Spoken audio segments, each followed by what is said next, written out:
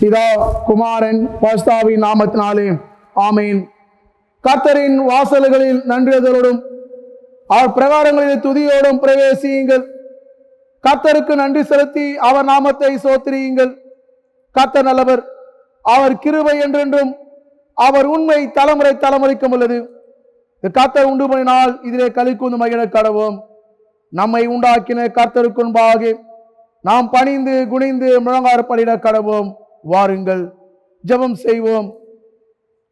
தலைமுறை தலைமுறையாய் எங்களை தாங்கி நடத்தி வருகின்ற எங்கள் தாயும் தந்தையுமாகிய அன்பு நிறைந்த நல்ல ஆண்டவரே, கடந்து வந்த காலங்கள் முழுவதும் எங்களுடைய கிருபையினாலும் இரக்கத்தினாலும் முடிசூட்டி பாதுகாத்து பராமரித்து நடத்தி மீண்டுமா இந்த மாதத்தின் 2வது ஞாயிற்றுக்கிழமைக்குள்ளாய் நாங்கள் பிரவேசிக்கும்படியாய் கர்த்தர் நீர் தந்த நாளுக்காக நன்றி படைக்கின்றோம். ஆண்டவரே, கொரோனா தொற்று நாளுக்கு நாள் அதிகரித்துக் கொண்டிருக்கின்ற ஒரு பக்கம் ஒரு புறம், அதனுடைய இழப்புகள் ஒரு மறுபுறம், பாதிக்கப்படுகிற மக்களுடைய எண்ணிக்கை அதிகரித்துக் கொண்டு வருவது மற்றொரு புறம். இப்படிப்பட்ட தருணத்தில் உம்முடைய திரு சன்னிதானத்தில் வந்து நாங்கள் உம்மை தொழுது கொள்வதற்கு வாய்ப்புகளற்று இருந்தாலும் ஆண்டவரே, நீர் எங்களை இந்நாள் வரை காத்து வந்திருக்கிறேன். நன்றி சுவாமி. இந்த இணையதளத்தின் மூலமாய் நாங்கள் உம்முடைய வழிபாட்டை நடத்தவும், இந்த வழிபாட்டில் நாங்கள் இல்லங்களில் இருந்த வண்ணமாய் பங்கு பெறவும், தொடர்ந்து ஆண்டவரே எங்களுடைய விசுவாசத்தை நாங்கள் காத்துக்கொள்ள நீர் கொடுத்திருக்கின்ற அருட்சாதனங்கள் சாக்கிரமந்துகளை எங்களுடைய வாழ்வில் நாங்கள் பின்பற்றவும் நீர் அருள் இருக்கின்ற எல்லா வாய்ப்புகளுக்காக நன்றி. இந்நாளிலும் இந்த ஆராதனையுடைய விலையேறப்பட்ட அருட்காத்தங்களை அர்ப்பணிக்கின்றோம். ஆராதனையை துவக்கும் முடிவு பெறும் நம்முடைய பிரசங்கம் மத்தியில் ஏற்படுவதாக, நம்முடைய பிரசங்கத்தை உணர்வும் மெல்லிய சத்தம் கேட்கத்தக்கதாக எங்களுடைய செவிகளையும் உணர்வுகளையும் ஆண்டவராகிய கர்த்தர் திறந்தருள்வீராக. நிறைவான அருளோடும் ஆசீர்வாதத்தோடும் தொடர்ந்து இந்த உலகத்துக்குள்ளாக கடந்து செல்வதற்கு இந்த ஆராதனையை நீர் எங்களுக்கு ஆசீர்வாதம் தந்தருளும்படியாக இரட்சகரும் மீட்பருமாக இயேசுவின் வழியை வேண்டுகிறோம் எங்கள் அன்பு நிறைந்த நல்ல ஆண்டவரே, ஆமீன். நாம் அனைவரும் இல்லங்களில் இருந்தவனமாய் ஆராதனைக்கு ஆரம்பமாக ஆனாமையும் படும்படியாக பாமாலையில் 21வது பாடலை பாடுவோம். பாமாலையின் 21 சேனையின் கர்த்தா சீர்நிறை யெகோவா என்ற பாடலை நாம் நின்றவனமாக பாடுவோம்.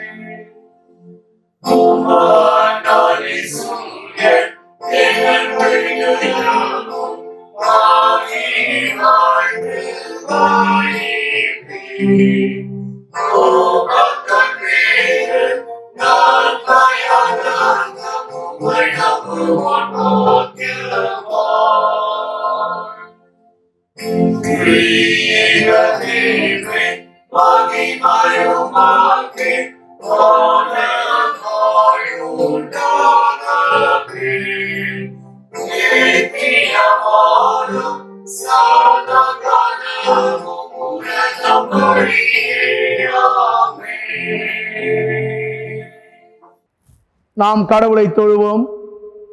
கடவுள் ஆவியா இருக்கிறார். அவரை தொழுது கொள்கிறவர்கள் ஆவியோடும் உண்மையோடும் அவரை தொழுது கொள்ள வேண்டும். நம்முடைய பிதாவாகிய கடவுளாலும் கர்த்தராகிய இயேசு கிறிஸ்துவினாலும் உங்களுக்கு கிருபையும் சமாதானமும் உண்டாவதாக. இது கர்த்தர் உண்டு பண்ணினால் இதிலே களி கூர்ந்து மகிழ கடவோம். ஆண்டவரே, எங்கள் உதடுகளை திறந்தலும், அப்போது எங்கள் வாய் உம்முடைய புகழை அறிவிக்கும். பிதாவுக்கும் குமாரனுக்கும் பரிசுத்தாவிக்கும் மகிமுண்டாவதாக, ஆதியிலும் இப்பொழுதும் எப்போதுமான சதா காலம் மகிமுண்டாவதாக. ஆமீன். திரிய கடவுளை பொழுது செய்வோம்.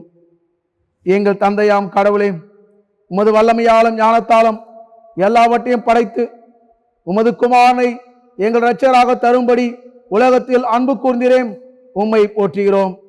குமாரனாம் கடவுளே, பாவத்தை தவிர்த்து எல்லாவற்றையும் எங்கள் போல் மனிதனாகி எங்கள் பாவங்களுக்காக ஒப்புக்கொடுக்கப்பட்டு எங்கள் நீதிக்காக உயிர் எழும்பியவரே, உம்மை போற்றுகிறோம். பசுத்த ஆவியராகிய கடவுளே, எல்லா உண்மைக்குள்ளும் எங்களை வழிநடத்தி கடவுளின் அன்பை எங்கள் நெஞ்சில் பொழிகிறவரே, உம்மை போற்றுகிறோம்.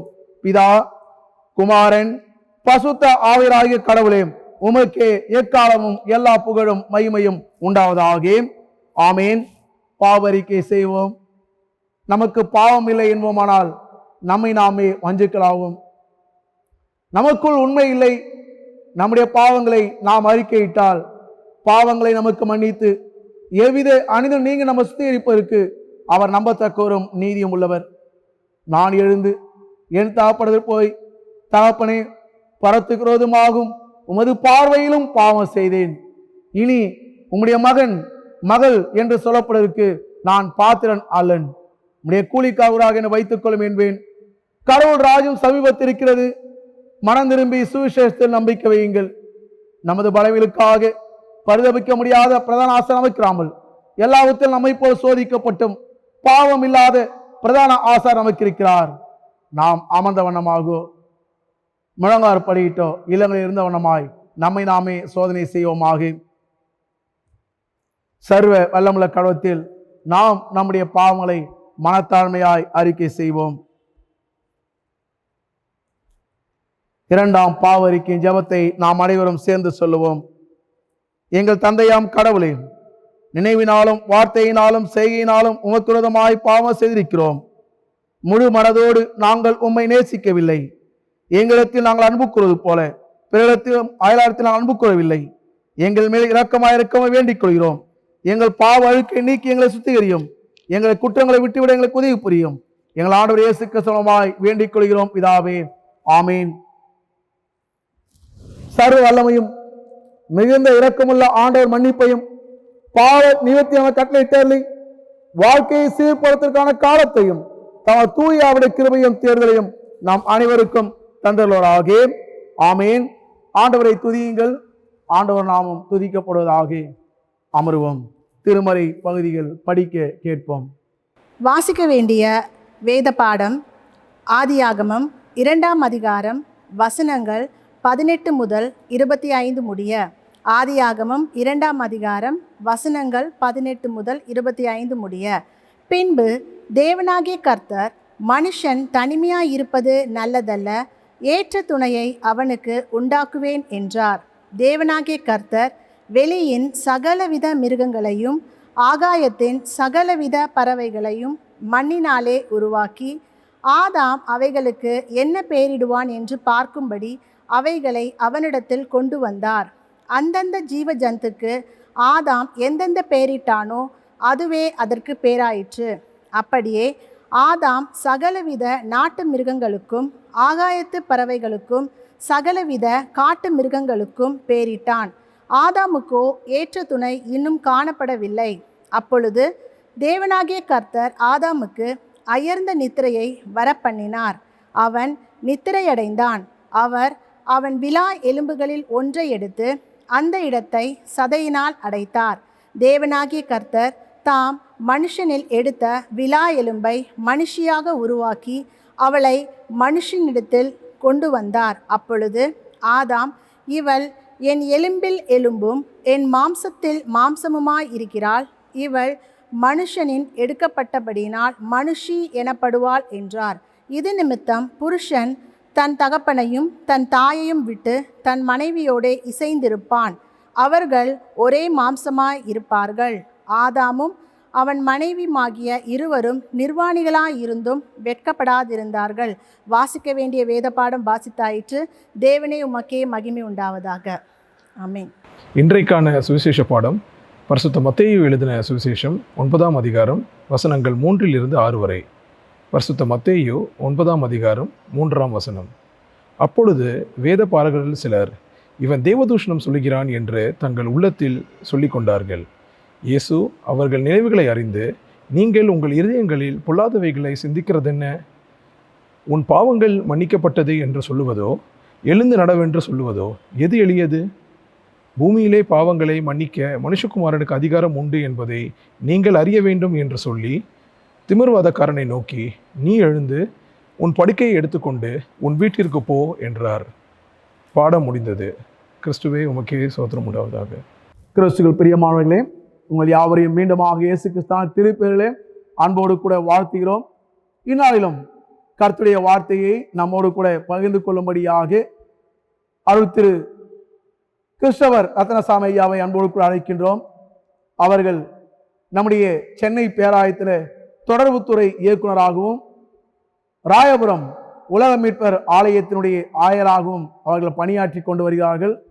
இந்நாளில அவர்கள் கர்த்தருடைய வார்த்தையை நம்மோடு கூட பகிர்ந்து கொள்வதற்கு அவரை அன்போடு அழைக்கிறேன். கர்த்தர் அவருடைய ஊழியங்களை ஆஸ்வதிப்பாராக.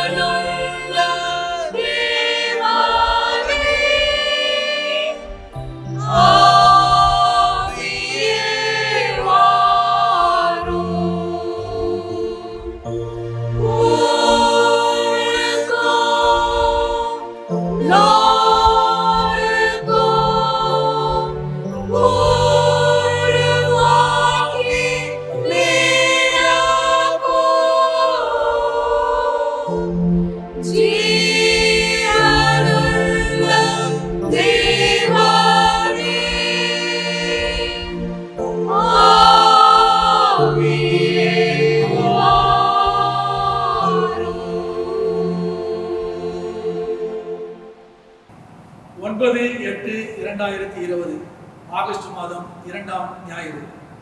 கிறிஸ்துவுக்குள் அருமையான சகோதர சகோதரிகளே, பிள்ளைகளே, ஆண்டவருடைய அருட்செய்தியை இந்த ஓய்வு நாளிலே உங்களோடு கூட பகிர்ந்து கொள்வதிலே நான் அதிகமாக மகிழ்ச்சி அடைகிறேன். உங்கள் அனைவரையும் ஆண்டவர் இயேசு கிறிஸ்துவின் திருப்பெயரிலே அன்போடு வாழ்த்துகிறேன். இந்த நல்ல வாய்ப்பை எனக்கு தந்த, அருமையான இந்த அழைப்பை எனக்கு உறுதி செய்த ஆண்டவராகிய இயேசு கிறிஸ்துவுக்கும், சென்னை பேராயத்திலே இந்த வாரத்திலே ஆண்டவருடைய செய்தியை பகிர்ந்து கொள்ள எனக்கு வாய்ப்பு தந்த நம்முடைய அன்பு பேராயர் அவர்களுக்கும், இந்த பணியிலே என்னை உற்சாகப்படுத்துகிற அருமையான நம்முடைய பேராய செயலாளர் ஐயா அவர்களுக்கும், மற்றும் இதற்கு உதவியாக இருந்த ஒவ்வொருவருக்கும் என்னுடைய மனமார்ந்த நன்றிகளை நான் பதிவு செய்கிறேன். தென்னிந்திய திருச்சபையின் ஒழுங்கிலே இன்றைக்கு நமக்கு கொடுக்கப்பட்டிருக்கிற செம்பொருள் திருமணம், உடன்படிக்கை சாக்கிரமென்றின் கொண்டாட்டம், marriage celebration of the sacrament of the covenant. சாக்கிரமெண்டுகளை குறித்து இந்த வாரங்களிலே நாம் சிந்தித்து வருகிறோம். ஆகவே அதை கேட்கும்படியாக ஒரு இசை கண்களை மூடி மன்றாடுவோம். இருக்கிற இடங்களிலே தம்பதியர்களாக உங்கள் பிள்ளைகளோடு சேர்ந்து நீங்கள் வீடுகளிலோ திருச்சபையிலோ எழுந்து நின்று கைகளை கோர்த்து இந்த ஜெபங்களை என்னோடு இணைந்து சொல்ல உங்களை நான் அன்போடு அழைக்கிறேன். குடும்பங்களை கட்டி வழிநடத்தும் கடவுளே, திருமண உடன்படிக்கையின் சாக்கிரமத்தை ஏற்படுத்தியவரே, இதோ இந்த புனித ஒப்பந்தத்தை திடப்படுத்தி திருமண வாழ்வை அனைவருக்கும் தந்து அதை கணத்திற்குரிய ஒரு சாக்கிரமந்தாக நீர் மாற்றி அமைத்த அருளுக்காக நன்றி சொல்லுகிறோம். அதன் வழியே அன்பும் விட்டு கொடுத்தலும் புரிந்து கொள்ளுதலும் பொறுத்து கொள்ளுதலும் ஏற்படவும் விசுவாசமுள்ள நல்ல தலைமுறைகள் வளரவும் இந்த உலகிலே உம்முடைய திருப்பெயர் மாத்திரம் மகிமைப்படுத்தப்படவும் அருள் புரிய வேண்டும் என்று உம்மோடும் தூய ஆவியோடும் ஒரே கடவுளாய் முடிவின்றி வீற்றிருந்து அரசாளுகின்ற எமது ஆண்டவர் இயேசு கிறிஸ்துவின் வழியே வேண்டிக் கொள்கிறோம். ஆமென். அன்புக்குரிய இறை மக்களே, அருட்பொழிவு என்னும் சாக்கிரமத்தை குறித்து நாம் சிந்தித்தோம். வருகின்ற வாரத்திலே திருமுழுக்கு என்கின்ற சாக்கிரமத்தை குறித்து சிந்திக்க இருக்கிறோம். இன்றைக்கு திருமணம் என்கின்ற சாக்கிரமத்தை குறித்து சிந்திக்க இருக்கிறோம். சாக்கிரமந்து என்று சொல்லப்படுகின்ற இந்த வார்த்தை லத்தீன் மொழியிலிருந்து வந்தது. External sign of the internal grace, கடவுளுடைய உள்ளான அருளின் வெளிப்படையான அடையாளம். இரண்டு வெவ்வேறு பின்புலங்களிலிருந்து பின்னணியங்களிலிருந்து வருகின்ற தகுதியுள்ள வயதுடைய ஒரு ஆணும் ஒரு பெண்ணும் ஒன்றாக இணைந்து ஒரு குடும்பத்தை கட்டி எழுப்புகிறார்கள். அதன் அடிப்படை என்னவென்றால் அதற்குள் ஆண்டவருடைய அருள் அமைந்திருக்கிறது. ஆகவேதான் திருமணம் ஒரு மகத்துவமான சாக்கிரமந்து, ஒரு சிறப்பான சாக்கிரமந்து. ஆண்டவருடைய அருளினாலே அந்த உறவு புனிதப்படுத்தப்படுகிறது. ஆகவே அந்த திருமணம் என்கின்ற அந்த அருளின் வார்த்தை அந்த சாக்கிரமந்தின் பெயரிலேயே அடைந்திருக்கிறது என்பதை நான் இப்பொழுது சுட்டிக்காட்ட விரும்புகிறேன். திரு என்றால் கடவுள், மனம் என்பது இரண்டு மனங்கள் ஒன்றாக இணைகின்ற புனிதமான உறவு. ஒரு ஆணும் ஒரு பெண்ணும் புனித உறவில் இணைகின்ற அடையாளம். ஆகவே இது கடவுளால் ஏற்படுத்தப்பட்டது என்பதை நம்பகத்தன்மையோடு தெரியப்படுத்த அந்த சாக்கிரமந்தின் பெயரிலேயே அது விளங்குகிறது. ஆங்கிலத்திலே நாம் இதை வெட்டிங் என்று சொன்னாலும் நம்முடைய கிறிஸ்தவ மரபுகளிலே ஹோலி மேட்ரிமோனி, தூய மெய் விவாகம், தூய மெய்யான திருமணம் என்கின்ற ஒரு நல்ல நற்சாட்சி பெற்ற ஒரு பெயராக அதற்கு ஒரு சிறப்பு வழிபாடு, சிறப்பு சாக்கிரமந்து வழிபாடும் அமைக்கப்பட்டிருக்கிறது. ஆங்கிலத்திலே ஒரு நகைச்சுவை உண்டு. An Englishman met an Indian man. Englishman asked Indian man, "How do you know a woman before knowing her?" Indian man asked him back, "How do you know a woman after knowing her?" ஆக நகைச்சுவையாக ஆண்கள் தங்களுடைய பார்வையில் ஆணாதிக்கத்திலே தங்களுக்கு கொடுக்கப்படுகிற துணைவியர்களை குறித்து இன்றைக்கும் அவர்களை தங்களுடைய இயல்பான இணையான துணையாக கருதாமல் நகைச்சுவையாகவும் காட்சி பொருளாகவும் பயன்படுத்துகின்ற அல்லது திருமணம் என்கின்ற இந்த புனித சாக்கிரமத்தை குலைத்து போடுகின்ற பல்வேறு எண்ணங்கள் செயல்பாடுகளில் இருக்கிறார். நம்முடைய நாட்டிலே ஒரு பெண் சிறுமியை பார்க்கும் போதே பல தவறான எண்ணங்கள் சிந்தனைகள் ஏற்படுகின்றன. குடும்ப உறவுகளில் கணவன் மனைவி உறவு நிலைகளில் பல்வேறு விதமான புரிந்து கொள்ளாத சூழ்நிலைகள் ஏற்படுகின்றன. பல்வேறு விதமான நெருக்கடிகள் ஏற்படுகின்றன. உலகத்தின் பல காரியங்களை மனதிலே வைத்து இன்றைக்கு திருமணங்கள் செய்யப்படுவதனாலே திருமணம் என்கின்ற அந்த சாக்கிரமத்தின் மகத்துவம் குறைந்து வருகிறது. பல நேரங்களில் திருமணம் திருச்சபைகளுக்குள்ளே நடத்தப்படாமல், கிறிஸ்தவ நெறிகளிலே நடத்தப்படாமல் செல்லுகின்ற சூழ்நிலைகள், மேற்கத்திய கலாச்சாரத்தின் சீரழிவுகள், இன்றைக்கு மாறுகின்ற தொழில்நுட்பத்தின் பெருக்கங்கள், இவைகளெல்லாம் இந்த சாக்கிரமந்துகளின் புனிதத்தை மறைத்து விடுகின்றன. ஒரு ஆணையும் பெண்ணையும் இந்த புனித உறவில் இணைக்கிற ஒரு கடவுள், அது ஏதோ ஒரு போக பொருளாகவோ வியாபார பொருளாகவோ அல்லது இன்பம் தூக்கும் ஒரு அடையாளமாகவோ அல்ல. இது இறைவனுடைய ஒரு பெரிய அருட்கொடையாய் ஒரு குடும்பமாய் அமைந்து அதன் வழியாக ஒரு தூய தலைமுறை உருவாவதற்கு இறைவன் நமக்கு தந்த பேரருள். ஆகவே இதை நாம் சொல்வதை காட்டிலும் அமெரிக்க நாட்டினுடைய முதல் பெண்மணியாக விளங்கிய முன்னாள் அதிபருடைய பாரக் ஒபாமா அவர்களுடைய துணைவியார் மிஷல் ஒபாமா அவர்கள் சொல்கிறார், தன் கணவன் அல்லது மனைவி உடைய கவனத்தை வேறொரு பெண்ணோ வேறொரு ஆணோ ஈர்க்கிறவர் என்பதை விட மிகவும் வலிமையான அல்லது வலியான வேதனையான அவமானமான சிறுமையான கனவீனமான செய்தி ஒருவருக்கு வேறொன்றும் இல்லை. யாருடைய மதிப்பு உயர்ந்தது என்று கணவன் மனைவிக்கிடையே போட்டியோ பொறாமையோ இருக்கக்கூடாது. திருமணத்தின் வழியே உருவாகும் அன்பு, அர்ப்பணிப்பு போன்றவைகள் உங்கள் பிள்ளைகளுக்கு நீங்கள் முன் உதாரணமாக காட்டி திருமண வாழ்வு வாழ்வது எத்தனை அவசியம் என்கிற நம்பிக்கையை உருவாக்குங்கள். கணவர்களே, பிற பெண்கள் உங்கள் கண்களுக்கு அழகாக தெரிய காரணம் அவர்களது கணவர்கள் அவர்களை அப்படி வைத்திருக்கிறார்கள் என்பதை நீங்கள் புரிந்து கொண்டு நீங்களும் உங்கள் மனைவிகளை அழகுபடுத்துங்கள், நீங்களும் அழகுபடுங்கள். இக்கரைக்கு அக்கறை பச்சையாக தெரியும், ஆனால் உங்கள் துணைக்கு உண்மை உள்ளவர்களாயிருங்கள். பெரிய வீடு, உடல் அழகு, தோற்றம், பெரும் பணம், விலை உயர்ந்த வாகனம் இவைகளை ஒரு திருமண வாழ்வின் வெற்றி அல்ல. மாறாக நாணயம், சற்றும் குறையாத அர்ப்பணிப்பு, சுயநலமற்ற அன்பு இவைகளே ஒரு மன வாழ்க்கையின் வெற்றியாகும். கடவுளுக்கு அடுத்தபடியாக உங்கள் கணவருக்கு அல்லது உங்கள் மனைவிக்கு இடம் தாருங்கள். அப்படிப்பட்டவர்களே உங்கள் துணைகளுடைய பார்வையில் மதிப்புடையவர்களும் அவர்களால் மிகவும் நம்பப்படத்தக்கவர்களுமாய் இருக்கிறார்கள். உங்கள் வாழ்க்கை துணைக்காக எப்போதும் எந்த நாளும் ஜெபம் செய்யுங்கள், இறைவேண்டல் செய்யுங்கள். பிரச்சனைகள் வந்த பிறகு அல்ல, சோதனை வருவதற்கு முன்பாகவே நீங்கள் அதை செய்யுங்கள். உங்களை சுற்றியுள்ள அநேக மக்கள் உங்கள் மன வாழ்க்கையை நெருக்கத்தோடு பார்க்கக்கூடியவர்கள். அவர்கள் வாழ்வுக்கும் அவர்கள் மூலமாய் உங்கள் வாழ்வுக்கும் எந்த குந்தகமும் ஏற்படாமல் பார்த்துக் கொள்ளுங்கள். கணவன் மனைவி இருவரும் பிள்ளைகளோடும் இணைந்து அவரவர்கள் தங்கள் கடமையில் தவறாமல் குடும்பத்தை இணைந்து கட்ட வேண்டும். மற்றவரை மாத்திரம் எதிர்பார்த்து காரியங்களை செய்யக்கூடாது. வாழ்க்கை துணை மீது எனக்கு அதிகமான உரிமை உள்ளது என்பதை உங்கள் அதிகாரமாக நீங்கள் பயன்படுத்தாதீர்கள். சிங்கிள், திருமணம் செய்து கொள்ளாமல் சிங்கிள், தனியாக இருக்கிறோம் என்று சொல்லப்படுகிற ஃபேஷன் இப்பொழுது வளர்ந்து வருகிறது. ஆகவே அப்படிப்பட்ட ஒரு நிலைமையை ஏற்காமல் கடவுள் ஏற்படுத்தின இந்த புனிதமான குடும்ப உறவில் வாழ்ந்து உங்கள் வாழ்க்கையை சிறப்பாக நடத்துங்கள். உங்கள் நாவின் சொற்களிலும் உங்கள் இருதயத்தின் எண்ணங்களிலும் எச்சரிக்கையாக இருங்கள். அன்பானவர்களே, அமெரிக்க நாட்டினுடைய முன்னாள் முதல் பெண்மணி திருமதி மிஷேல் ஒபாமா அவர்களுடைய வார்த்தைகள், இந்த வார்த்தைகளை அவர்கள் திருமறையில் இருந்து எடுத்திருக்கிறார்கள். திருமறையின் வெளிச்சத்திலே அவர்கள் அதை சொல்லி இருக்கிறார்கள். அவர்களே தங்கள் குடும்பத்தை அப்படி நடத்தி இருக்கிறார்கள் என்றால், ஆண்டவரால் அழைக்கப்பட்டிருக்கிற ஆண்டவருடைய பிள்ளைகளாகிய நாம் நம்முடைய குடும்ப வாழ்க்கையை, நம்முடைய பிள்ளைகளுடைய குடும்ப வாழ்க்கையை திருமணம் என்றும் இந்த புனிதமான சாக்கிரமத்தின் மூலமாய் காட்டுவது எத்தனை நிச்சயமான காரியம் அல்லவா?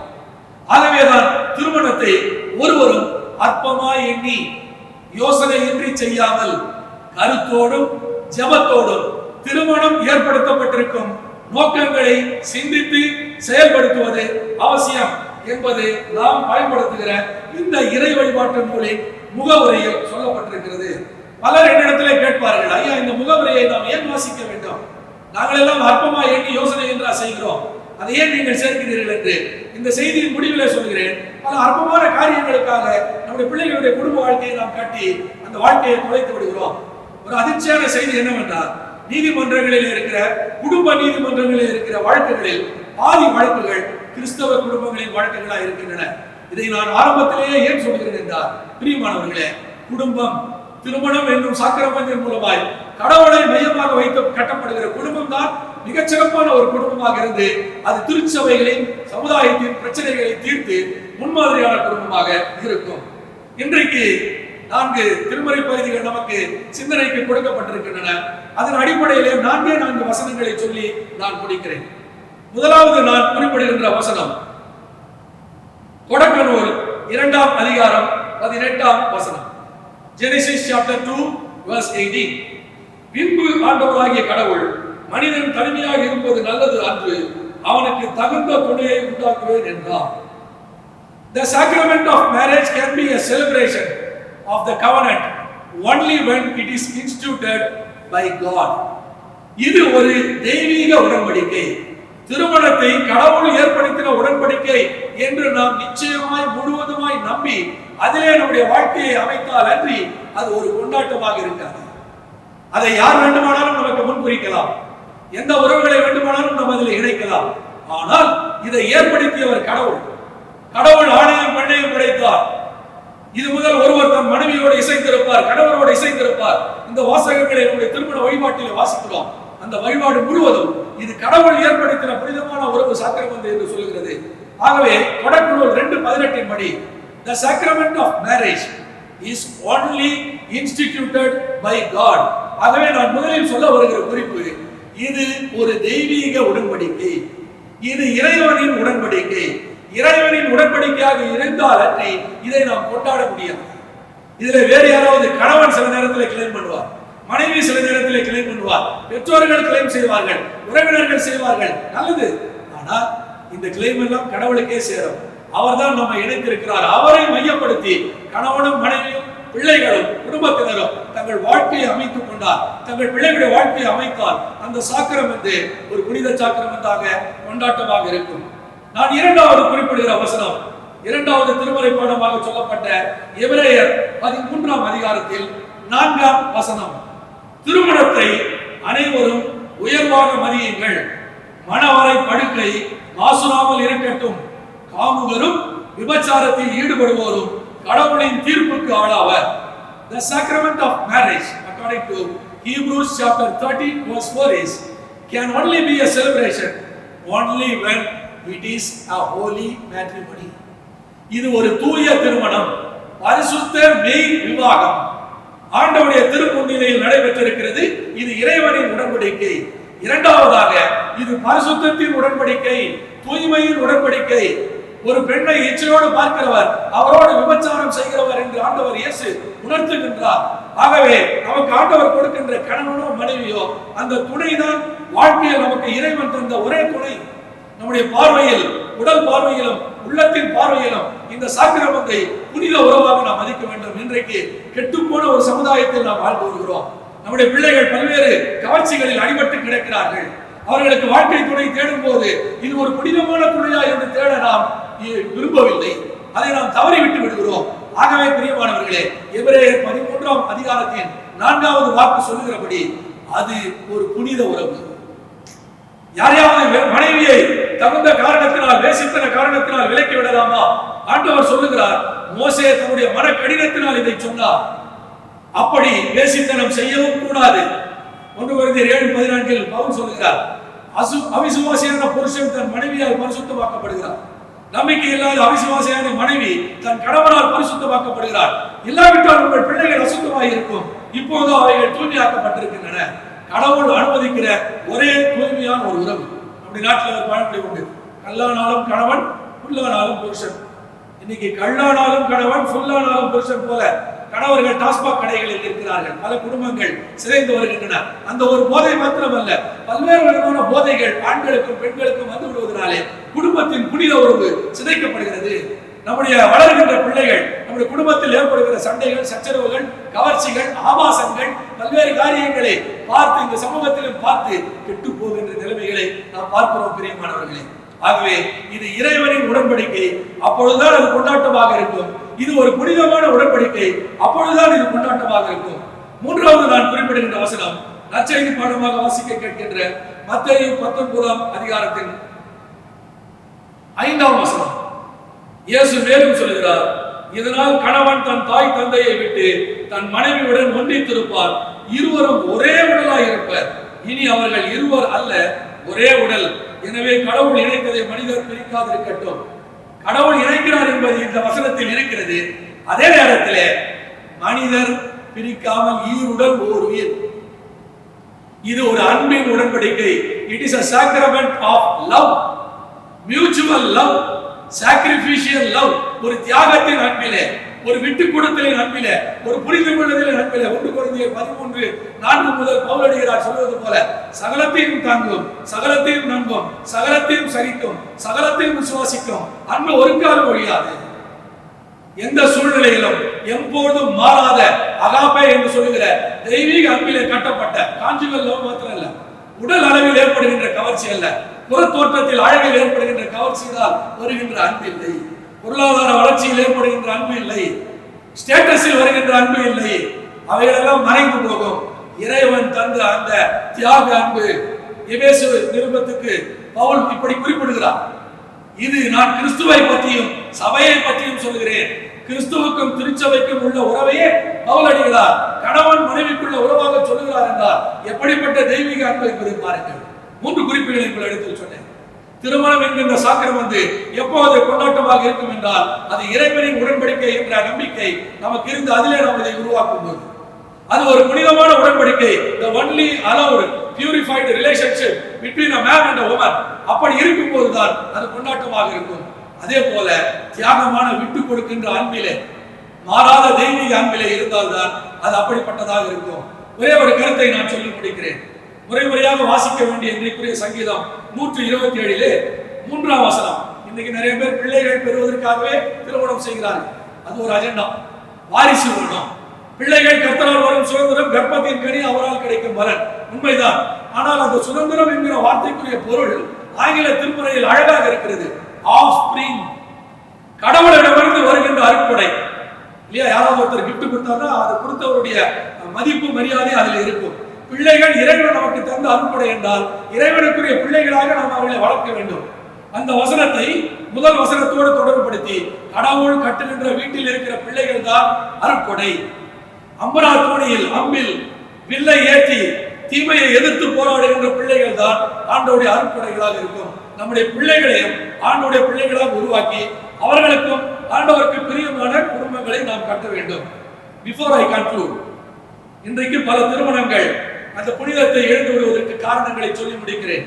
The desecration of the sacrament of marriage, திருமண சாக்கிரமத்தின் புனிதம் கெட்டு போவதற்கு பல காரணம். If it is based on caste, ஜாதியின் அடிப்படையில் இன்றைக்கு திருமணம் செய்து வைக்கிறார். அது உலக பிரகாரமாக அது நம்முடைய கிறிஸ்தவ நெறியில் இல்லாத ஒன்று. சாதியம் கிறிஸ்தவத்தில் இல்லை, அது நம்முடைய கலாச்சாரத்தில் பண்பாட்டில் இல்லை என்பதை நாம் அறிவோம். நம்முடைய நம்பிக்கைக்கு அப்பாற்பட்டது. ஆகவே அதை வைத்து அதுக்கு உதாரணம் சொல்றாங்க. ஆபிரகாம் தன் இனத்தாரிடத்தில் பெண் எடுத்தார். யெகோவாவுக்கு பயந்த குடும்பம், கடவுளுக்கு பயந்த என்று அதற்கு பொருள்.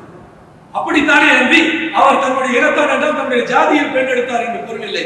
ஆகவே marriage that is based on caste is desecration of the sacrament. Number 2, based on convenience, நம்முடைய வசதி வாய்ப்புகளுக்கு ஏற்ப, பொருளாதார நிலைமைக்கு ஏற்ப, மிகவும் படித்த, அதிக பொருள் உள்ள, நிறைய வரதட்சணை கொடுக்கின்ற, that is based on dowry, இவைகளெல்லாம் திருமண சாக்கிரமத்தின் புனிதத்தை கெடுக்கும்.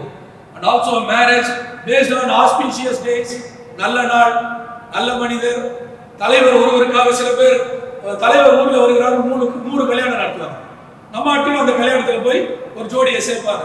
ஆக மனிதர்களுக்காக செய்யப்படுகின்ற திருமணங்கள் அந்த திருமண புனிதத்தை கெடுக்கும். இறைவனுக்காக செய்யப்படுவது marriages that is based on child birth, சில குடும்பங்களில் வாரிசு இல்லை என்று மனைவியை ஒதுக்கி விடுவார்கள், கணவரை விட்டு விடுவார்கள். இப்படி பல பிரச்சனைகள் எங்களிடம் ஆலோசனைக்காக வந்திருக்கின்றன. குழந்தை பிறக்கவில்லை என்றால் நாம் குழந்தைகளை தத்தெடுத்துக் கொள்ளலாம்.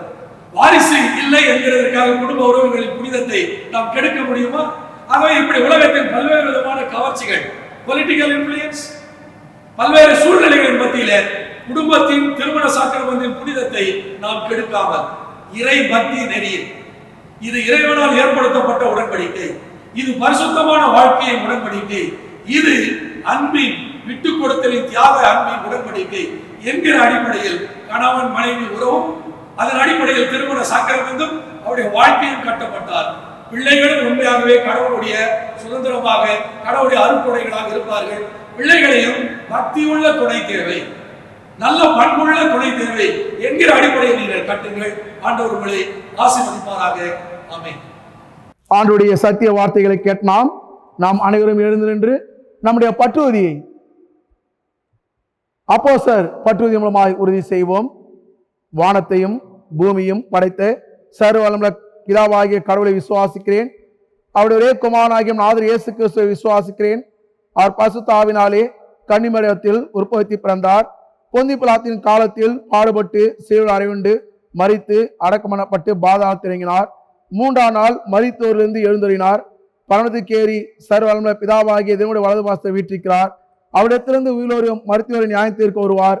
பரிசுத்தாவை விசுவாசிக்கிறேன். பொது பரிசுத்தாவையும் பரிசுத்தமுடைய ஐக்கியமும் பாவ மன்னிப்பும் சர்வ உயிர்த்தெழும் நித்திய ஜீவனும் உண்டு விசுவாசிக்கிறேன். ஆமீன். சபையார் அமரலாம்.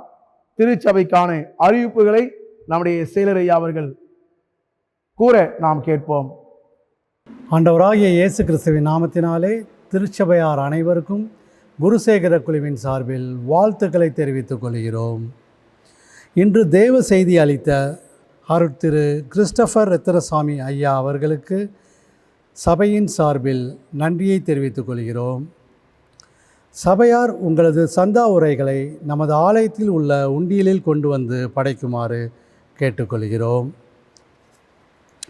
சுதந்திர தின கொடியேற்று விழா வருகிற சனிக்கிழமை 15/8/2020 அன்று காலை 8 மணிக்கு நமது ஆலய வளாகத்தில் நடைபெறும்.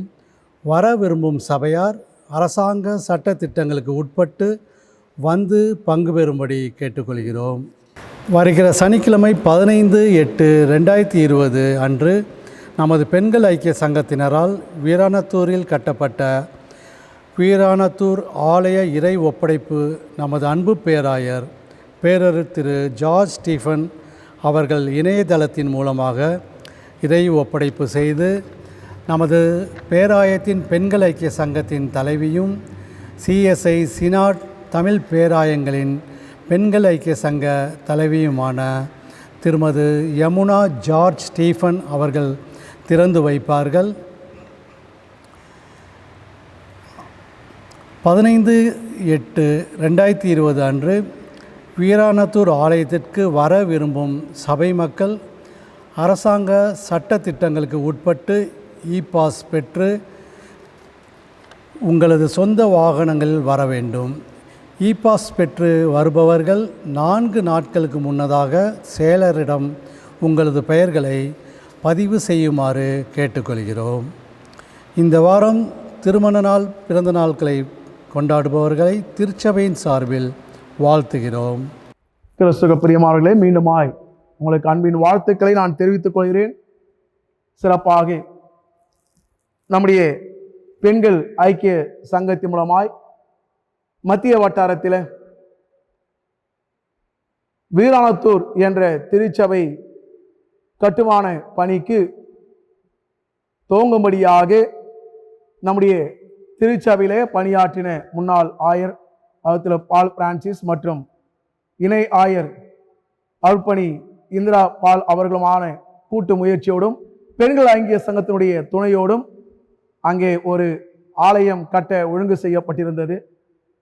கடந்த மே மாதம் அவ்வாலயம் இறைவப்பிடிப்பு செய்யப்பட வேண்டும் என்று தேதி முன்குறிக்கப்பட்டிருந்தது. நாம் அனைவரும் அறிந்தவனமாய் கொரோனா தொற்று காரணமாய் லாக்டவுன் ஊரடங்கு சட்டம் பிறப்பிக்கப்பட்ட நிமித்தமாய் இப்பணியை அந்நாளிலே செய்ய இயலாமல் போனது.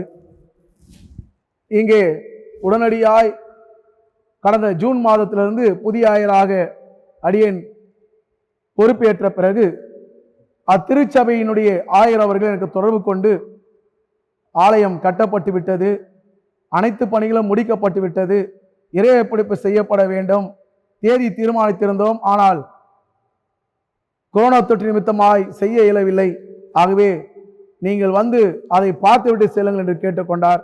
அதன் அடிப்படையில் கடந்த மாதம் 23ஆம் தேதி அன்று நினைக்கின்றோம், அன்று அதை நாங்கள் பார்வையிட்டு வந்த பொழுது அந்நேரத்தில் ஆயர் அவர்களும் அவரோடு கூட இணைந்திருந்த அவருடைய திருச்சபை மக்களும் அநேகர் திருமணத்திற்காக காத்திருக்கிறார்கள், அவருடைய திருமணத்தை இங்கேதான் வைத்துக் கொள்ள வேண்டும் என்ற நோக்கத்தோடு அவர்கள் திருமணத்தை தேதியை தள்ளி வைத்திருக்கிறார்கள். ஆகவே நீங்கள் இறைவப்பிடிப்பு செய்து கொடுத்தால் நாங்கள் இந்த காலகட்டங்களில் அட்லீஸ்ட் திருமணத்தையாவது நாங்கள் ஆராதனையாவது இங்கே நடத்தி கொள்வோம் என்று கேட்டுக்கொண்டார்கள். அதன் அடிப்படையில் ஒருவேளை நார்மலாக வந்த பிறகு இறை மக்கள் அனைவரோடு கூட சென்று ஏறக்குறைய 400 பேருக்கு மேலாக அங்கே கடந்து சென்று அந்த இறைவப்பிடிப்பை செய்யலாம் என்று யோசித்திருந்தோம். அப்படிதான் பெண்கள் ஐக்கிய சங்கத்தினரும் விரும்பியிருந்தார்கள். ஆனால் ஆயர் அவர்களுடைய வேண்டுகோள், திருச்சபை மக்களுடைய அவருடைய வேண்டுகோள் மற்றும் ஒரு ஆலயத்தை கட்டி முடித்த பிறகு அப்படியே மூடி வைப்பது நல்லதல்ல என்பதை மனதில் கொண்டு இந்த கொரோனா தொற்று காலங்கள் ஒருவேளை டிசம்பர் மாதம் வரைக்கும் கூட செல்லலாம், ஆராதனைகள் நடத்தப்படுமா என்று தெரியவில்லை. There is uncertainty existed in our country now because of this corona pandemic period. ஆகவே இதை நாம் தீர்மானிப்பது எப்போது என்று தெரியாத காரணத்தால் ஒருவேளை இணையதளத்தின் மூலமாக செய்து கொடுங்கள் என்று அவர்கள் கேட்டுக்கொண்டார்கள். பேராயிரத்தில் கேட்டோம், அவர்கள் இணையதளத்தின் மூலமாக செய்து கொடு என்று அவர் ஏற்றுக்கொண்டார்கள். அதன் அடிப்படையில் வருகிற 15ஆம் தேதி பேராயர் அவர்கள் இணையதளத்தின் மூலமாய் அத்திருச்சபையை இறைவப்பிடிப்பு செய்வார்கள். நம்முடைய சென்னை பேராயத்தினுடைய பேராயர் அம்மா மற்றும் பெண்கள் ஐக்கிய சங்கத்தினுடைய தலைவியும் CSI சினாட் தமிழ் ரீஜனுடைய பிரசிடென்ட் தலைவரும் ஆகிய திருமதி யமுனா ஜார்ஜ் ஸ்டீபன் அவர்கள் அந்நாளில் பேராயர் அம்மா அவர்கள் நேரடியாக வந்து திறந்து வைக்க இசைவு தெரிவித்திருக்கிறார்கள். ஆகவே அது ஒரு மகிழ்ச்சியாக இருக்கிறது, அட்லீஸ்ட் பேராயர் அம்மா அவர்கள் வந்து வருவதற்கு. ஆகவே அதன் அடிப்படை என்ன சொன்னால், இது பெண்கள் ஐக்கிய சங்கத்தின் மூலமாய் கட்டப்பட்டிருப்பது நிமித்தமாக பெண்கள் ஐக்கிய சங்கத்தினுடைய தலைவியே வந்து திறந்தால் நலமாக இருக்கும் என்று யோசித்த பொழுது அவர்கள் வருவதற்கு இசைவு தெரிவித்திருக்கிறார்கள். அதன் அடிப்படையில் 15ஆம் தேதி பேராயர் அவர்கள் திருச்சபையை இறைவப்பிடிப்பு செய்து கொடுக்க பேராயர் அம்மா அவர்கள் திறந்து வைத்து வழிபாட்டிற்கு வழிவகுப்பார்கள் என்பதை திருச்சபையாருக்கு அறிவிக்கின்றோம். இதுவெல்லாம் பெண்கள் ஐக்கிய சங்கத்தினுடைய அலுவலர்களோடு கூட நாங்கள் பேசின பிறகு நிர்வாக குழுவிலே கலந்து ஆலோசித்து இதற்கான ஒழுங்குகளை மேற்கொள்ள பேராயர் அணுகி அவர்களுடைய எல்லா அனுமதியும் பெற்று இந்த நாளிலே இதை உங்களுக்கு அறிவிக்கின்றோம். கர்த்தர் சித்தமானால் இந்த சூழல்கள் எல்லாம் நார்மலாக சாதாரணமாய் வருகின்ற வேளையில 1ஆம் ஆண்டின் பொழுது நாம் திருச்சபை மக்களாக அங்கே சென்று அதனாலை மகிழ்ச்சியாக கொள்ளலாம் என்று ஒரு யோசனை தெரிவிக்கப்பட்டிருக்கிறது என்பதை உங்களுக்கு தெரிவித்துக் கொள்கிறோம். ஆகவே அந்நாளிலே ஒருவேளை வருவதற்கு விருப்பமுடையவர்கள் செயலர் அவர்கள் அறிவித்த வண்ணமாய் ஒருவேளை நீங்கள் வருவதாக இருந்தால் உங்களுடைய சுய வாகனத்தில் பாஸ் பெற்றவர்கள் உங்களுடைய வருகையை நீங்கள் செயலிடத்தில் தெரிவிக்கும்படியாக அன்பாக கேட்டுக்கொள்கிறோம். ஏனென்று சொன்னால் ஒருவேளை அங்கே நாம் செல்கிற போது எத்தனை பேர் வருகிறோம் என்பதை நாம் தீர்மானித்தால் மற்ற ஒழுங்குகளை அங்கே இருக்கிற ஆயர் அவர்கள் மேற்கொள்வதற்கு அது வசதியாக இருக்கும் என்ற நோக்கத்தோடு கேட்கப்படுவது. ஆகவே வருகிறவர்கள் உங்களுடைய சுய வாகனத்தில் உங்களுடைய பாஸ் நீங்கள் எடுத்துக்கொண்டு வர வேண்டும். அப்படி எடுத்தவர்கள் என்று சொன்னால் கொடியேற்றல் முடிந்த பொழுது நீங்கள் நேரத்தை நீங்கள் அவரிடத்தில் வருவதற்கான அறிவிப்பை தெரிவிக்கிற பொழுது எந்த நேரத்தில் இப்போது 3 மணி என்று தீர்மானிக்கப்பட்டிருக்கிறது. ஒருவேளை மதியமாகவே முடிக்கலாம், 12-1 மணிக்குள்ளாக முடிக்கலாம் என்று யோசனை தெரிவிக்கப்பட்டிருக்கிறது. அதையும் நாங்கள் தெரிவித்து அதன் அடிப்படையில் எல்லாம் ஒழுங்குகளும் மேற்கொள்ளப்படும் என்பதை தெரிவித்து வருகிறோம். ஆகவே எப்போது இங்கிருந்து புறப்படும் என்ற நேரத்தை நீங்கள் தெளிவாய் அறிந்து கொள்வதற்கு நீங்கள் வருகிற போதே நீங்கள் செயலரிடம் கேட்டு தெரிந்து கொள்ளும்படியாக உங்களை பட்சமாய் கேட்டுக்கொள்கிறேன். இதற்காக அநேகர் உழைத்திருக்கிறீர்கள். பெண்கள் ஐக்கிய சங்கத்தினர், திருச்சபை மக்கள், இதற்கு முன்பாக நாம் பணியாற்றின ஆயர்கள் இருவருமாய் இதற்கான பெரும் முயற்சிகளை மேற்கொண்டிருக்கிறார்கள். மீண்டுமாய் கடவுள் அவர்களுடைய ஆசீர்வாதங்களை அவர்களுக்கு அருளி செய்ய எங்களுடைய ஜெபங்களை அவர்களுக்கு நாங்கள் உறுதி செய்கிறோம். தொடர்ந்து நீங்கள் இந்த காரியத்திற்காக ஜெபித்துக் கொள்ள பட்சமாய் கேட்டுக்கொள்கிறேன். நாம் மீண்டுமாய் நாம் மையம் போடும்படியாக கீர்த்தனையில் 205வது பாடலை பாடுவோம். கீர்த்தனை எண் 205. ஒருவேளை நீங்கள் இந்நேரங்களிலே காணிக்கையை செலுத்த ஆயத்தமாக என்று சொன்னால் அதனை எடுத்து நீங்கள் நேரம் கிடைக்கின்ற போது ஆலயம் திறந்திருக்கும். அந்நேரத்தில் உங்களுடைய சபை சந்தாவையும் உங்களுடைய பொதுவான காணிக்கைகளையும் நீங்கள் இங்கே படைக்கலாம். அப்படி படைத்துவிட செல்கிறவர்கள் ஜெபித்து கொள்ள வேண்டும் என்று விரும்பினால் நீங்கள் தயவுக்கூறு ஆயரை நீங்கள் அணுகலாம். ஆயர் நிச்சயமாக உங்களுக்கு ஜெபிக்க காத்திருப்பார்கள். ஆகவே ஆயருடைய இருப்பை தெரிந்து கொள்ள தயவு செய்து நீங்கள் ஆலய பணியாளரிடத்தில் கேட்டு தெரிந்து கொள்ளும்படியாகவும் அன்போடு கூட கேட்டுக்கொள்கிறோம். கீர்த்தனை 265. பயந்து கர்த்தரின் பாதை அதனில் பணிந்து நடப்போன் பாக்கியவான் என்ற பாடலை நாம் பாடுவோம்.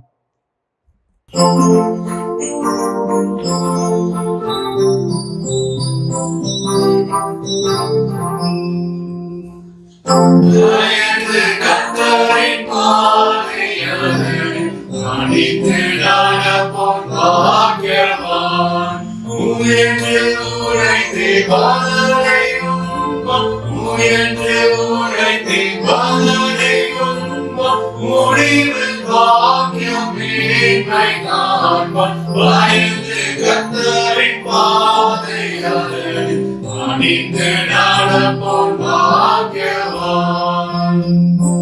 முன்னுக தீனிய கனிகளை தான் கண்ணீரல் திராட்சை கொடி போல் வளரும். கண்ணிய மனைவி மகிழ்ந்து இருப்பான். கண்ணிய மனைவி மகிழ்ந்து இருப்பான்.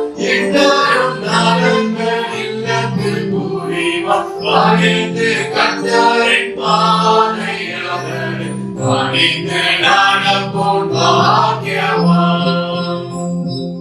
ஒலிவ மரத்தை சூழ்ந்து மேலே உயரும் பச்சிலம் கன்றுகள் போல் நல்ல மாதரும் பாலை நல்ல மாதரும் பாலை மிகவும் கவிந்து மாதரும் பாலை. பயந்து கர்த்தரின் பாதை அதனில் பணிந்து நடப்போன் பாக்கியவான்.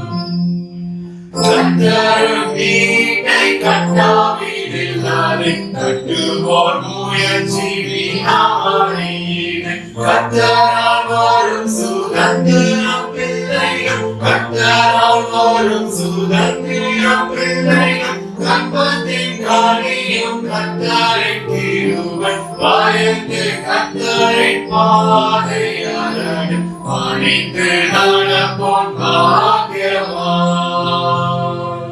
ஜெபம் செய்வோம். கர்த்தர் உங்களோடு இருப்பாராக, அவரது ஆவியோடு இருப்பாராக.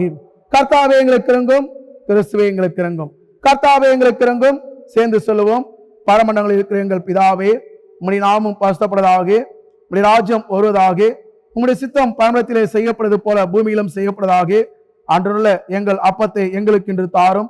எங்களுக்கு விரோதமாய் குற்றம் செய்கிறவர்களுக்கு நாங்கள் மன்னிக்கிறது போல எங்கள் குற்றங்களை எங்களுக்கு மன்னியும். எங்களை சோதனைக்குள் பிரவேசிக்க பண்ணாமல் தீமை நின்று எங்களை ரட்சித்துக் கொள்ளும். ராஜ்யமும் வல்லமையும் மகிமையும் என்னுடைய முடிவுகளே. ஆமீன். தொடர்ந்து ஜெபத்தில் இருப்போம். எங்களை அதிகமாய் நேசித்து வழிநடத்தி வருகின்ற எங்கள் அன்பு நிறைந்த நல்ல ஆண்டவரே, மீண்டுமாய் நாங்கள் உமக்கு நன்றி படைக்கின்றோம். இந்நாளிலும் திருமணம் என்பது ஒரு உடன்படிக்கை என்பதை நாங்கள் புரிந்து கொள்ள உம்மால் ஏற்படுத்தப்பட்ட ஒரு நியமம், அந்த நியமத்தை உம்முடைய உடன்படிக்கையாக நாங்கள் தலைமுறையாய் பரிசுத்தத்தோடு கனத்தோடு ஆண்டவரே அதை நாங்கள் பின்பற்ற வேண்டும் என்கின்ற உண்மையை நீர் எங்களுக்கு உம்முடைய தாசன் மூலமாய் தெளிவுபடுத்தியிருக்கிறீர். நன்றி படைக்கின்றோம். கதை தொடர்ந்து அவரையும் அவருடைய பணிகளை ஊழியங்களையும் அவருடைய குடும்பத்தாரையும் நீர் அவருடைய மனைவியும் நீர் ஆசீர்வதிக்கும்படியாக வேண்டுதல் செய்கிறோம். இந்நாளிலே எங்கள் மத்தியில் வார்த்தையில பகிர்ந்து கொண்ட உமது அடியவரை தொடர்ந்து உங்களுடைய கிருபைக்குள்ளாக வழிநடத்தும். ஆண்டவருடைய திருச்சபைக்காக, திருச்சபை இறை மக்களுக்காக நன்றி படைக்கிறோம். கொரோனா தொற்று ஆண்டவரே ஆங்காங்கே உச்சத்தை அடைந்து கொண்டிருக்கின்ற ஒரு தருணம், ஒரு சில இடங்களிலே குறைந்து கொண்டு வருகிறது என்பது மகிழ்ச்சியான ஒன்றாக இருக்கிறது. மற்றொரு புறம் அதற்கான தடுப்பூசி கண்டறிந்து பட்டுவிட்டது, அதற்கான சோதனை முயற்சிகள் மேற்கொள்ளப்பட்டிருக்கின்றன. மிக விரைவாய் அது நடைமுறைப்படுத்தப்படும் என்ற செய்திகளெல்லாம் நாங்கள் அறிகிறோம். அது செய்திகளாக அல்ல ஆண்டவரே, விரைவாய் அது நடைமுறைப்படுத்தப்பட்டு ஆண்டவரே இருக்கின்ற சூழலெல்லாம் மாற்றப்பட்டு மக்கள் இயல்பு நிலைக்கு திரும்பும்படியான சூழலை ஆண்டவராகிய கர்த்தரை திறந்தும்படியாக மன்றாடுகிறோம். அநேக மக்கள் வாழ்வாதாரங்களை இழந்திருக்கிறார்கள். மெத்த படித்தவர்கள், கல்வி அறிவு கொண்டவர்கள், அது நிமித்தமாக ஒரு உயரிய பொறுப்பில் ஐடி போன்ற நிறுவனங்களில் பணியாற்றியவர்கள் இப்பொழுது இந்த பணிகள் ஒரே நாளிலே அவருடைய பணி இழப்பை அவர்கள் இழந்திருக்கிறார்கள். அதன் நிமித்தமாய் வருவாய் இதுகாலம் அவர்கள் ஆண்டு அனுபவித்திருந்த ஒரு சில வசதி வாய்ப்புகள் மாற்றமல்ல, அடிப்படை தேவைகளை கூட நிவர்த்தி செய்யக்கூடிய சூழல்கள் அமையாமல் போன ஒரு சூழலே இவர்கள் இப்போது தள்ளப்பட்டிருக்கிறார்கள். அன்பின் ஆண்டவர் தாமே நீ தயவாய் கண்ணோக்கி ஆண்டவரே இந்த சூழல்கள் மாற்றப்பட்டு இயல்புநிலை திரும்பும்படியான கிருபையை நீர் கட்டளையிடும்படியாய் நாங்கள் நினைத்து மன்றாடுகிறோம். அநேக பிள்ளைகள் பல கல்லூரிகளுக்கு விண்ணப்பித்திருக்கிறார்கள். அதற்கான சேர்க்கை நடந்து கொண்டிருக்கிறது. ஆனால் இன்னும் அதற்கான ஒரு படிவம் கூட எனக்கு வரவில்லை என்று ஒரு அங்கலாய்ப்பு. யார் எனக்காக பேசுவார்கள், ஒருவேளை யார் எனக்காக இந்த ஒரு சீட் ஒரு கல்லூரியில் வாங்கி கொடுப்பார்கள் என்று அங்கலாய்த்துக் கொண்டிருக்கின்ற பிள்ளைகள் ஏராளமாக இருக்கக்கூடும். ஆண்டவரே, திக்கற்ற பிள்ளைகளுக்கு சகாயர் நீரே அல்லவோ என்று பக்தன் பாடினவனமாய் ஆண்டவரே, திக்கற்றவர்களுக்கு நீர் சகாயர். இந்த சகாயராகி இறைவன் தாமே உரியவருடைய கண்களை தயவு கிடைக்க செய்து உம்முடைய பிள்ளைகளுக்கு ஆண்டவரே நீர் அவளுக்கு வேண்டிய மேற்படிப்புக்கான கல்வியை தொடரும்படியான கிருபை தாரும். புதிய கல்விக் கொள்கை வந்திருக்கிறது. ஆண்டவரே, இந்த கல்விக் கொள்கை அடித்தள மக்களோ சாதாரண மக்களோ அவருடைய எதிர்கால வாழ்க்கை முறைகளோ கல்வியோ பாதிப்படைவாது இருக்கும்படியாக அப்படிப்பட்ட பாதிப்படையக்கூடிய ஒன்றை சட்டமாக ஏற்ற துணியாகக்கூடாத ஒரு அரசியல் தலைவர்களுக்கு நீ தாரும். தன்னுடைய குல மக்கள் மாத்திரமே வாழ்வடைய வேண்டும், அவர்கள் மாத்திரமே ஏற்றமடைய வேண்டும் என்கின்ற எண்ணம் அல்ல. ஆண்டவரே, எப்படிப்பட்ட வசதி வாய்ப்புகள் இருந்தாலும் ஆண்டவரே, நாங்கள் மண் என்பதை நினைவு கூறும்படியான ஒரு சிந்தையை அரசியல் தலைவர்களுக்கு நீ தந்துள்ளோம். நீ மண்ணாயிருக்கிறாய், மண்ணுக்கே திரும்புவாய் என்றவனமாய் ஆண்டவரே, இந்த உலகத்தை முழுவதும் ஆதாயப்படுத்தி கொண்டாலும் கடைசியில எங்களுக்கு சொந்தமாக நிற்பது 6 அடி கூட இல்லை என்கின்ற உண்மையை தத்துவத்தை புரிந்து கொள்ள உதவி செய்யும். அது கூட சொந்தமல்லாத ஒன்றாகத்தான் இருக்கிறது.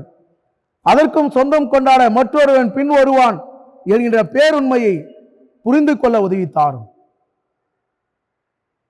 ஆகவே எளிய மக்கள், ஆண்டவரே, ஏழைகள், பின்தங்கிய வகுப்பினர், இவர்களுக்கு இந்த கல்விக் கொள்கை எந்த விதமான பாதிப்பும் ஏற்படுத்தலாகாது என்பதை உணர்ந்திருக்க அந்த உணர்வோடு கூட செயல்படுத்த கிருபை தாரும். ஒருவேளை உயரிய எண்ணிக்கையோடு கூட நாங்கள் இருக்கிறோம் என்ற எண்ணத்தோடு ஒவ்வொரு சட்டங்களும் இயற்றப்படக்கூடும். அந்த சட்டங்கள் அதற்கான திட்டங்கள் தீட்டப்பட்டிருக்கக்கூடும்.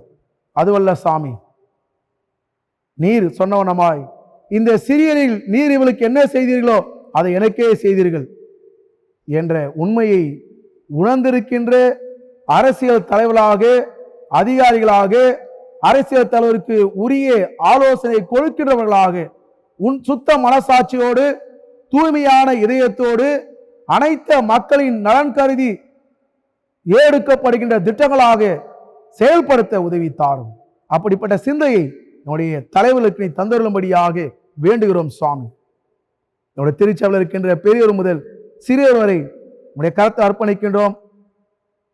கடந்த நாளில ஒரு சிறிய விபத்துமாய் மருத்துவமனையில் அனுமதிக்கப்பட்டு ஆண்டவரை இப்போது சிகிச்சை பெற்று வருகின்ற அன்பு தாசருக்காக ஜெபிக்கிறோம். இந்து குடும்பத்திலிருந்து வந்தவர், உம்மை ஏற்றுக்கொண்டவர். ஆண்டவரே, அவருக்கென்று குடும்பத்தில் யாரும் இல்லை என்று நாங்கள் அறிகிறோம். கர்த்தர், நீர் அவருக்கு வேண்டிய பாதுகாவலை, சுகத்தை, பலத்தை, தேவைகளை சந்திக்க கர்த்தர் கிருபை தாரும். ஆண்டவரே, இந்த கொரோனா தொற்றில் பாதிக்கப்பட்ட மக்களுக்காக ஜெபிக்கிறோம். நாங்கள் அறிந்தவர்கள், குறிப்பாக அம்பத்தூரில் கொயர் மாஸ்டராக இருந்த அருமையான சகோதரி ஜாய் அவர்களுக்காக ஜெபிக்கிறோம். அவளுக்கு நீர் புது வாழ்வை தந்திருக்கிறீர். ஆண்டவரே, அதற்காக ஸ்தோத்திரம். என்னுடைய ஜபங்கள், எங்களுடைய வேண்டுதல்கள் நீர் நிறைவேற்றி இருக்கிறீர் சுவாமி. அதே போல அநேகர் திருச்சபையில் இருக்கின்ற அநேக மக்கள் அவ்விதமாக பலவீனப்பட்டிருக்கக்கூடும். நாங்கள் அறிந்திருக்கிறவர்கள், ஆனால் நீர் அறிந்திருக்கிறவர்கள். யாருடைய கரத்தில் நாங்கள் அர்ப்பணிக்கின்றோம் சாமி. அவர் ஒவ்வொருக்கும் வேண்டிய சுகத்தை பலத்தாரும். திருச்சபையில் இருக்கின்ற சிறியர் முதல் பெரியவர் வரை ஒவ்வொருவரையும் பேர் பேராய் ஆசீர்வதியும். சிறப்பாக ஞாயிறு வகுப்பு பிள்ளைகளுக்காக நான் ஜெபிக்கின்றோம். இணையதளத்தின் மூலமாய் கடந்த வாரம் நாங்கள் ஒளிபரப்பின அந்த நிகழ்வு அநேகருக்கு ஆசீர்வாதமாக இருந்தது என்று அறிகிறோம். அதில் தன்னை இணைத்துக் கொண்டு அனைவரையும் நீர் ஆசீர்வதியும். பங்கு பெற்ற பிள்ளைகளுக்கு வேண்டிய ஆசீர்வாதத்தை தாரும். உற்சாகப்படுத்தின பெற்றோர்களுக்கு உம்முடைய கிருபை வரங்களை அருள் செய்யும். தொடர்ந்து வரும் நாட்களில் செய்யப்படுகிற அனைத்து காரியங்களும் பிள்ளைகளுக்கு ஏற்பட ஆண்டவரே, அதன் மூலமாக உண்மை சார்ந்து வாழ்கின்ற வாழ்வில பிள்ளைகளை நிற்க உதவி செய்யும். வாலிப பிள்ளைகளுக்கு கருத்தை அர்ப்பணிக்கின்றோம். வாலிப பாதத்தில் படைப்பாளராக உண்மை பணிந்து போற்றி புகழ்ந்து உமக்கு கனத்தை கொண்டு வருகிற பிள்ளைகளாய், பெற்றோருக்கு எந்த விதமான தலைகுனிவும் ஏற்படாதவாறு அவர் படிக்கின்ற பள்ளியில, கல்லூரியில, பணி செய்கின்ற பணிதளத்தில, வாழுகின்ற இடங்களில, சமூகத்தில ஆண்டவரே அவர்கள் சாட்சிக்குரிய ஒரு வாழ்வை வாழும்படியான கிருபையை தாரும். இந்த காலங்களுக்கு தேவையான, பெரியவர்களுக்கு தேவையான நல்ல சைர சுகத்தை, பலத்தை தாரும். அவர்கள் வெளியே செல்கின்ற போதும் வருகின்ற போதும் எந்த விதமான பலவீனமும் ஏற்படாதவர் காத்தருளும். இந்த கரத்தை எங்களை அர்ப்பணிக்கின்றோம். கடந்த நாளில் நீ கொடுத்த மழைக்காக சோத்திரம். இன்னும் அதிகமான மழை வளத்தை எங்களுக்கு தாரும். நீர்வளம் பெருகட்டும், நிலத்தடி நீர்மட்டம் உயரட்டும் சுவாமி. அதன் மூலமாய் எந்த விதமான தண்ணீர் பிரச்சனையும் இன்றி நாங்கள் வாழ அருள் தாரும். என்னுடைய பேராயத்தின் அனைத்து பணிகளுக்காக, அனைத்து ஆயர் பெருமக்களுக்காக, அவர்கள் இணையதளத்தின் மூலமாகவோ அல்லது நேரடியாகவோ அல்லது கிராமப்புறங்களில் ஆலயத்திலே ஆராதனை நடத்தலாம் என்று சொல்லப்பட்ட நிமித்தமாக இல்லங்களிலே கூடி தொழுகின்ற போதும் நீர் தாமே அவரோடு கூட இருந்தவர்களும் மக்களுக்கு வேண்டிய ஆசீர்வாதம் தந்தரலும். தொடர்ந்து உம்முடைய கிருபைக்குள்ளாய் எங்கள் அனைவரையும் பொறுப்பெடுத்துக் கொள்ளும். மிக விரைவாய் இந்த சூழல்கள் மாற்றப்பட்டு இயல்புநிலை திரும்பி உம்மை நாங்கள் வந்து உம்முடைய சன்னிதானத்தில் நாங்கள் வழிபட உதவித்தாரும். கேட்டவைகள் கொடுக்க சித்தமா இருக்கின்ற ஆசீர்வாதம் தந்தரலும். இரட்சகரும் மீட்புமாக இயேசுவின் வழியை வேண்டுகிறோம் எங்கள் அன்பு நல்ல ஆண்டவரே, ஆமீன். ஆண்டுடைய ஆசீர்வாதத்தை பெற்றுக்கொள்வோம்.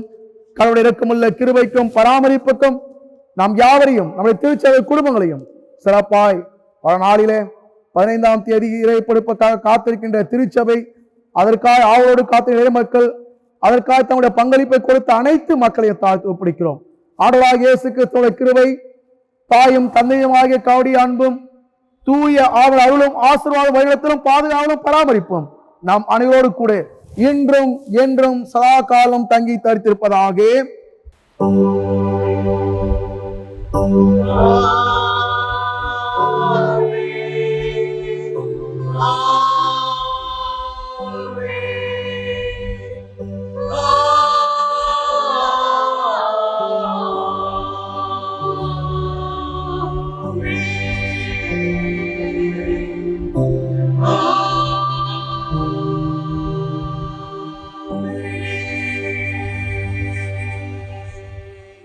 நாம் இல்லங்களில் இருந்தவனமாய் பாமாலையில் 295வது பாடலை பாடுவோம்.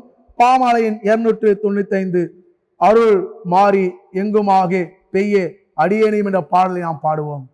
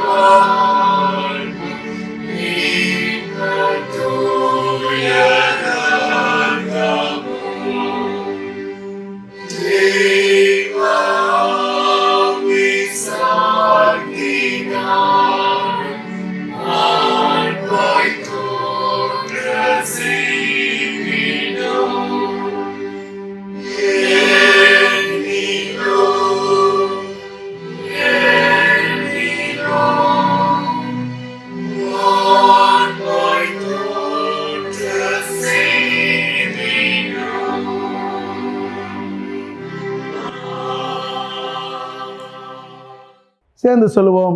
என் ஆத்துமாவே கர்த்தரை ஸ்தோத்திரி, என் முழு உள்ளமுடைய பரிசுத்தநாமத்தை ஸ்தோத்திரி.